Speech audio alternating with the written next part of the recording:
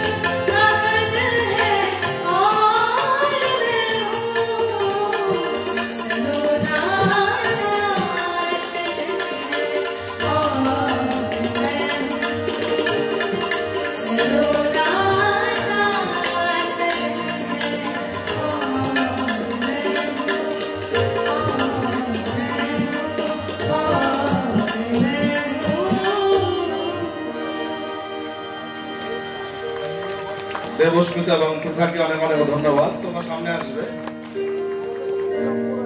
এরপর আমরা folk fusion শুনবো। সৌমি, পিয়াসী, প্রিয়াঙ্কা, সুস্মিতা, আর এক সৌমি, শুভদীপা ও সুস্মিতা। আমাদের এই শিল্পীদের হাতে এখন গাছের চারা তুলে দেওয়ার জন্য বিশিষ্ট রবীন্দ্রসঙ্গীত শিল্পী নবনীতা ব্যানার্জিকে মঞ্চে আসবার জন্য আহ্বান জানাচ্ছি।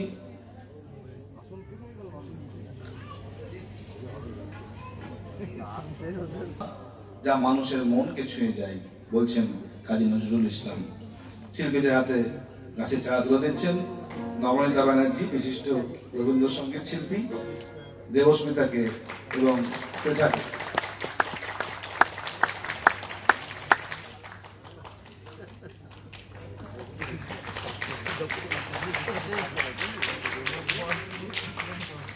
আমরা